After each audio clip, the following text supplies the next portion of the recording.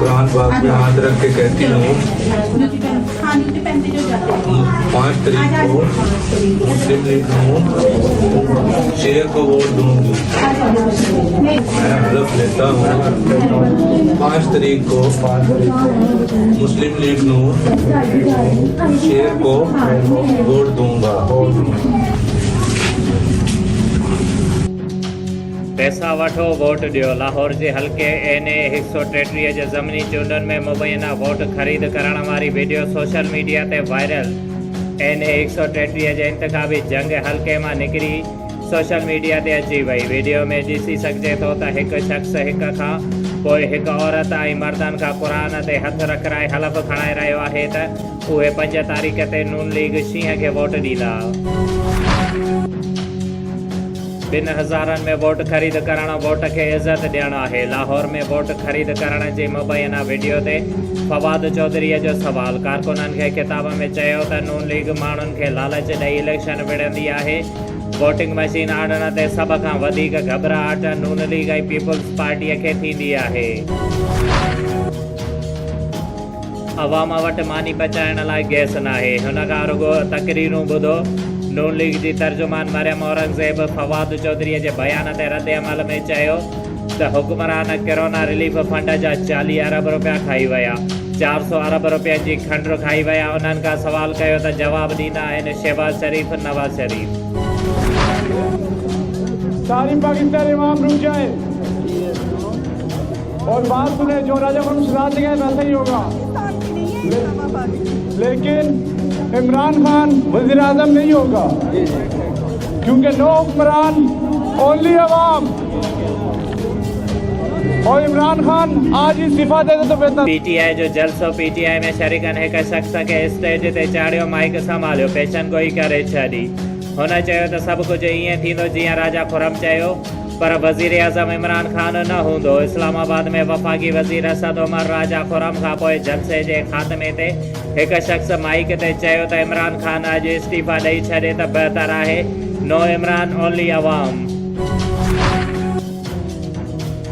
महांगाईअ जे ख़िलाफ़ इस्लामाबाद में जमायत इस्लामीअ जो यूथ मार्च में शरीक माण्हुनि डी चौक ते लॻायल रुकावटूं ऐं खारदार तारूं हटाए छॾियूं। पार्लियामेंट जे तरफ़ वञण जी कोशिश पुलिस ऐं मुज़ाहिरीन आम्हूं साम्हूं। मुज़ाहिरीन जी नारेबाज़ी पुलिस जूं कयल रुकावटूं हटाए छॾियूं। अमीर जमायत इस्लामी मुज़ाहिरीन खे चयो त महांगाईअ जी वजह सां अवाम मुश्किल में आहे। हुकूमत खे हिते वार्निंग ॾियण आया आहियूं त पाकिस्तान हलाइण तव्हांजे वस जी ॻाल्हि न आहे।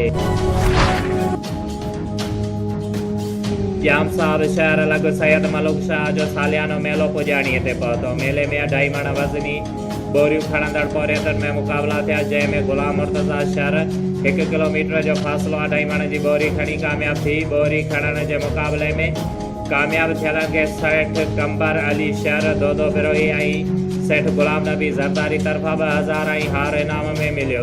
मेले मलाकड़े में सख़्त मुक़ाबला थिया, जंहिंमें पहिरें जोड़ में सलीम जमाली अज़ीम ख़ास कैलीअ खे ॿई मलूं मारे दाद हासिल कयो। ॿिए जोड़ में इरफान शाह सिकंदर लासीअ खे ॿई मलूं दसे होकराई कराए छॾी। जॾहिं त साहिब लोड सैद इरफान शाह सख़्त मुक़ाबलो थियो। मुक़ाबले में साहिब लोड सैद इरफान शाह खे पोइ मल दसे वाह वाह करे कामयाबी हासिल कई।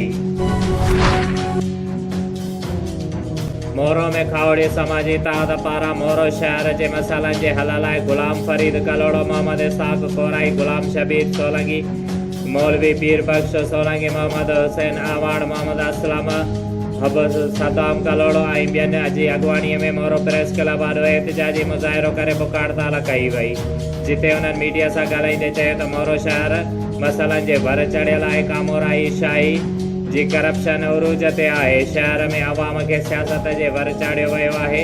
हुननि चयो त सरकारी प्रॉपर्टियुनि ऐं अवाम जी निजी मिल्कियतुनि ते ॾाढ जे ज़ोर ते कब्ज़ा कया विया आहिनि। शहर जे रोडनि रस्तनि पाड़नि में गटरनि नालनि जो गंदो पाणी बीठल आहे। गंदगीअ जा ढेर लॻल आहिनि।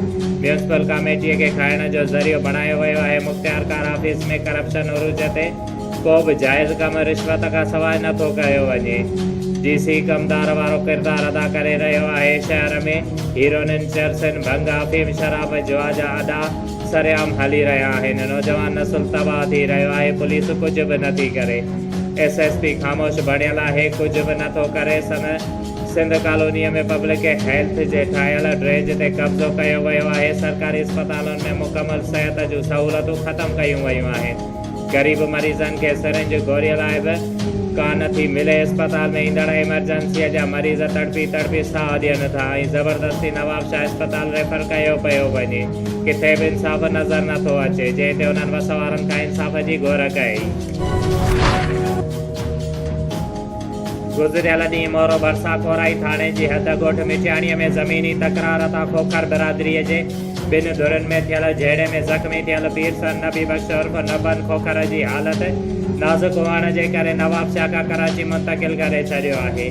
आख़िरी इतलाहनि ताईं को बि केस दाख़िल न थी सघियो आहे, न ई को जवाबदार गिरफ़्तार थी सघियो आहे। उन सिलसिले में कोराई थाणे जे SHO कोराई ॿुधायो त हिन महिल ताईं ज़ख़्मी नबी बख्श जे वारसनि मां को बि माण्हू केस दाख़िल कराइण लाइ न पहुतो आहे। असां ज़ख़्मीअ जे भाइरनि सां राब्ते में आहियूं, पर अञा ताईं न पहुता आहिनि, न ई केस दाख़िल थी सघियो आहे। न ई ज़ख़्मीअ जा वारस ईंदा त केस दाख़िल कंदासीं। यादि रहे त गुज़िरियल ॾींहुं मोरो भरिसां ॻोठ मिटियाणीअ में ज़मीनी तकरार तां खोखर बिरादरीअ जे ॿिनि धुरियुनि में झेड़ो थी पियो हुयो, जंहिंमें जवाबदारनि पीरसन नबी बख्श उर्फ नबन खोखर ते वेशाणो तशदुद करे संदसि हथ पेर ॿधी हिक टंग खे कटे छॾियो, जॾहिं त ॿी धुर जो फरमान अली खोखर ज़ख़्मी थी पियो, जंहिंखे पिणु नवाब शाह अस्पताल दाख़िल कयो वियो आहे। 24 कलाकनि गुज़रण बैदि को बि केस दाख़िल न थी सघियो आहे, न वरी को जवाबदार गिरफ़्तार थियो आहे। नवाब शाह शहर जे नामवर बिल्डर मुजीब आसफ पारां पंहिंजे पाड़ेसरी चित्रोमल महेसरमल ऐं शमसुद्दीन सोलंकीअ सां गॾिजी केस मुबैना ब्लैकमेल कंदड़ किरशन बागड़ी ऐं संदसि भाइरनि ख़िलाफ़ नवाब शाह प्रेस क्लब पहुची एहतिजाजी मुज़ाहिरो कयो।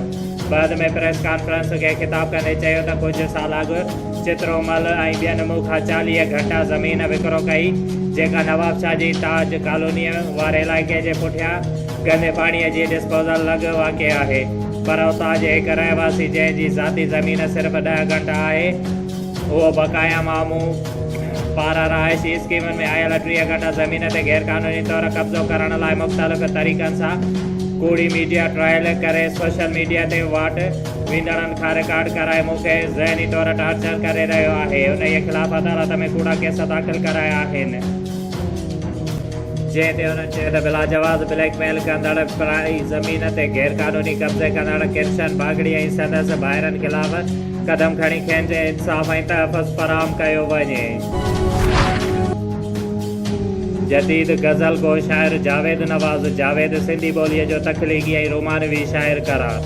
संदसि शहरी मजमूई मंज़िल किथे आज नवाब शाह प्रेस क्लब में महवर ते तक़रीब सास जो मरकज़ी सेक्रेटरी जनरल अहमद सोलंकी, वसीम सुमरो, फयाज़ चंद गिलहरी, इमदाद सोलंकी, साहिल पीरज़ादो, फ़ाइज़ा इमदाद ऐं ॿियनि पारां शाइर जे फ़न ऐं फ़िक्र खे भेट पेश कई वई।